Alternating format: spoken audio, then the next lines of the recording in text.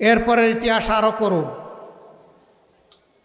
ছোট্ট এই দেশটি থেকে যুদ্ধ বিধ্বস্ত এই দেশটির খাদ্য গুদাম ও তারা লুটতরাজ শুরু করল। নবম সেক্টরের কমান্ডার ছিলেন মেজর জলিল। যশোরে তখন তিনি দায়িত্ব পালন করছেন। তিনি তার সঙ্গী ফৌজ নিয়ে রাস্তায় শুয়ে গেলেন। বললেন, দেশ এই জন্যে বুক চিতিয়ে যুদ্ধ করে স্বাধীন করিনি, পাশের দেশ আমার দেশের খাদ্য গুদাম লুণ্ঠন করে নিয়ে যাবে, আমার বুকের উপর দিয়ে নিতে হবে, তাদেরকে আমি রাস্তা দেব না।